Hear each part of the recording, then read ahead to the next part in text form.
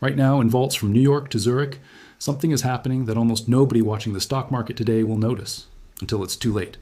In just a few hours, the US government will release a single number, just a percentage.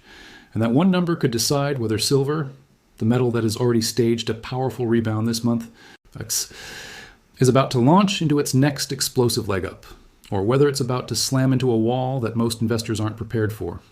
Here's why this matters to you. Whether you own an ounce of silver or you've never bought a single coin in your life, silver is trading around $65 an ounce after a sharp rebound from its recent lows, putting the metal back in the spotlight just as one of the year's most important inflation reports arrives.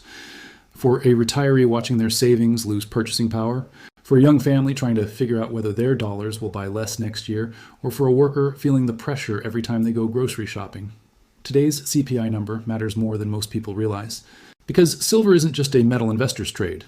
Right now, it's becoming a real-time signal of how markets are interpreting inflation, interest rates, and the future value of money. And today, that signal is about to get tested. On paper, that sounds boring. Small numbers, decimal points. But those decimal points are about to collide with a Federal Reserve that is already facing a difficult choice: keep policy restrictive to fight inflation, or prepare for lower rates if the economy starts showing more weakness.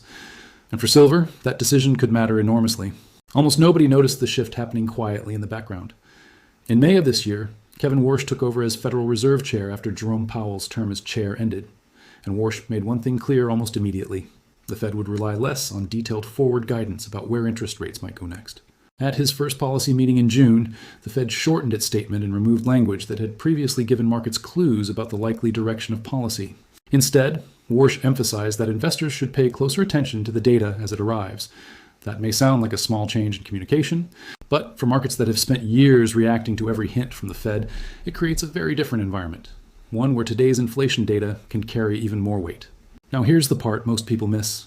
Since Warsh took over, the Fed has kept interest rates unchanged at 2 consecutive meetings, leaving the benchmark federal funds rate at 3.5% to 3.75%. That sounds stable, predictable, except the latest decision revealed just how divided policymakers have become. At the July meeting, 3 regional Fed presidents, Beth Hammack of Cleveland, Neil Kashkari of Minneapolis, and Lori Logan of Dallas, voted against the decision and preferred a quarter-point rate hike. The final vote was 9-3. So while the Fed has not raised rates under Warsh so far, a significant group of policymakers is already arguing that inflation remains too high to justify waiting. And this is exactly why today's CPI number matters so much. The Fed has repeatedly emphasized its 2% inflation goal, while inflation remains above that target. A cooler than expected CPI reading could reduce pressure for another rate hike and strengthen the case for eventually easing policy. But a hotter than expected number could do the opposite, giving the policymakers already worried about inflation more reason to argue that rates need to stay higher for longer. And for silver, that creates a very important crossroads. Lower inflation could support expectations for easier monetary policy, while a hotter number could push yields and the dollar higher and put fresh pressure on precious metals. This is the moment where silver's story gets personal. Think about your own grocery bill. If wages are rising more slowly than the cost of living, households can feel their purchasing power getting squeezed even when the economy is still growing. That's not necessarily stagflation, but it is a warning sign that matters to anyone trying to protect the value of their income and savings. For a retiree on a fixed income, rising prices aren't an abstract economic statistic. They can mean making difficult choices about groceries, housing, healthcare, and other everyday expenses. And that's one reason inflation data matters far beyond Wall Street. Here's an unexpected statistic that puts all of this in perspective. The most recent CPI report showed consumer prices were 3.5% higher in June than they were a year earlier, even though the headline CPI index fell 0.4% from May to June. So which story is true? Is inflation cooling or is it still elevated? The uncomfortable answer is that both can be true at the same time. Prices can fall in one month while still remaining significantly higher than they were a year earlier. And that distinction is exactly why today's July CPI report matters so much to the silver market. But here's where the story takes a hidden turn few retail investors ever see. While everyone is watching CPI reports and Fed meetings, a completely different battle is playing out inside physical silver vaults. Every trading day, CME Group publishes warehouse data that shows how much silver is classified as registered and eligible. Registered silver is the category with metal that has been designated for delivery against COMEX futures contracts, while eligible silver meets the exchange's requirements, but is not currently designated for delivery. That distinction matters because a change in registered inventory can tell us something about the amount of metal immediately available for delivery. Why should any of this matter to a factory worker in Ohio or a nurse in Texas? Because silver isn't only a monetary metal anymore, it's also an essential industrial metal. Show solar panel factory, electric vehicle assembly line. Silver is used in solar panel manufacturing, electrical components, electronics, and a growing range of advanced technologies because of its exceptional electrical conductivity. That means silver demand isn't coming only from investors buying coins or bars as a hedge against inflation. It's also coming from the physical economy itself, creating competition for a metal whose supply cannot simply be increased overnight. Now here's the hidden connection that ties this entire story together, the one most financial news channels never fully explain. Earlier this year, China introduced a new licensing framework for silver exports, replacing the previous system that had governed exports for years. At the same time, China's enormous industrial sector has continued to require substantial volumes of silver for manufacturing and technology. When a country that dominates global manufacturing changes the way silver moves across its borders, while also consuming large quantities domestically, the effects can reach far beyond China. Less metal available for export can tighten supply elsewhere, including the physical market connected to major trading hubs such as New York and London. This is where the bigger pattern starts to emerge, and history gives us an important warning. In the late 1970s, silver began a dramatic advance as inflation, monetary uncertainty, and investment demand pushed the metal sharply higher. Then the market accelerated far beyond what many investors expected. We are not saying history will repeat exactly, markets rarely do, but the comparison is worth understanding. Today, investors are watching several forces at once. Persistent inflation concerns, a Federal Reserve trying to balance price stability against economic growth, strong industrial demand, and changing physical silver inventories. None of these factors guarantees a huge rally, but together they explain why traders are watching silver much more closely than they were a year ago. Here's a reality check though, because this channel isn't in the business of hype. Silver has disappointed patient investors before. Twice in modern history, it surged toward the $50 mark, first in 1980 and again in 2011, only to suffer dramatic reversals. In both episodes, changes in trading conditions, higher margin requirements, and speculative positioning helped accelerate the sell-offs. So while the fundamentals we're watching today may look unusually tight, nobody, not this channel, not Wall Street's biggest banks, and certainly not the Federal Reserve, can guarantee where silver goes next. Prices could just as easily cool off if today's inflation number comes in softer than expected and reduces pressure on the Fed. Now, here's the part almost nobody is talking about, the piece that connects silver directly back to gold and to the psychology of entire nations.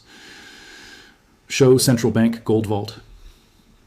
While silver investors watch CPI reports and COMEX vaults, central banks around the world, with China among the most notable buyers in recent years, have been accumulating gold and increasing the share of precious metals in their reserves. That slow, deliberate shift tells you something retail investors often miss. The institutions managing trillions of dollars in national reserves aren't making decisions based on a single CPI report. They're positioning for a much longer transformation in how they manage currency risk, reserves, and hard assets. Think about what this means for an ordinary family trying to plan 5, 10, or 20 years ahead. If central banks, some of the most conservative financial institutions in the world, are gradually increasing their exposure to precious metals, that's not a signal to panic, but it is a signal worth understanding. It suggests that even sophisticated reserve managers continue to see value in assets that are not liabilities of another government and cannot simply be created with a keystroke. That doesn't make precious metals risk-free, and it doesn't mean prices can only go higher. It simply means the world's largest financial institutions are treating physical assets as an important part of long-term financial protection. Here's the powerful realization this story has been building toward. Today's CPI report isn't really about one single number. It's about which side of the argument inside the Federal Reserve gains more credibility. If inflation comes in cooler than expected, expectations for another rate hike could weaken, and that can support gold and silver because lower rate expectations make non-yielding precious metals relatively more attractive compared with cash and bonds.